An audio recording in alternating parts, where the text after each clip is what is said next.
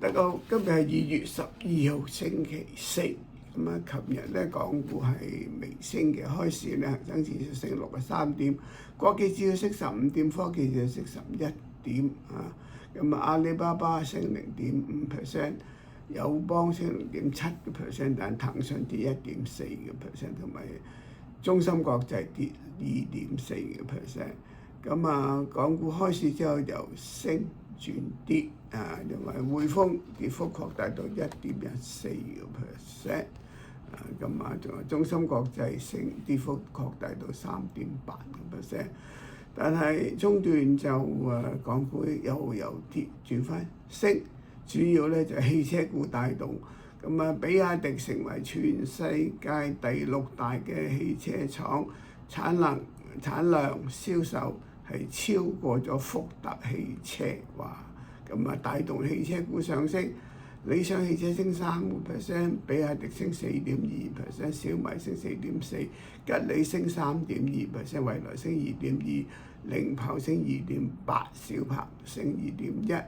咁啊，仲有3隻股票咧被納入大摩 MSCI 嘅中國科技指數，咁啊，商湯升7%。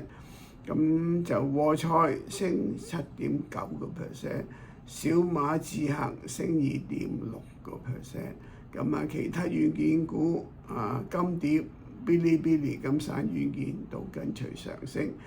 金價上升，金礦股上升啦，紫金礦業升3.3%，紫金黃金升4%，招金升1.4%，靈寶升3.3%，創科有升7%，因為大基金 capital 增持咗佢。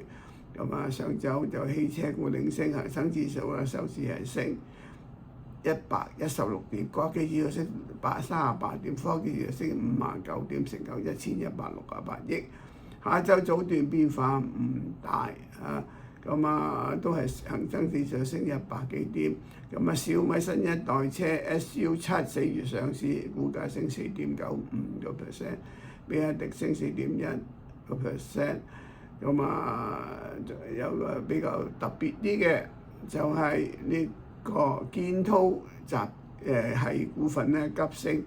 建滔係全世界最大嘅玻璃纖維生產商，咁而家玻璃纖維咧係要用喺嗰啲數據中心嗰度，個價格急升。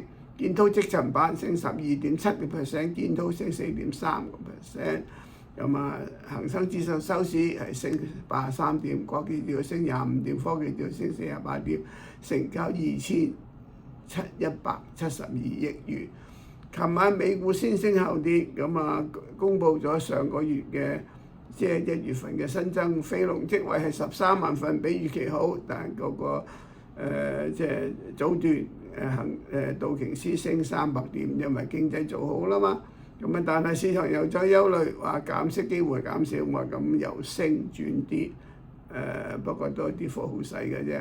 道瓊斯收市跌66點，標普跌0.34點，納斯達克跌36點，港股預託證券跌18點，夜期跌20點，估計今日港股係微升嘅。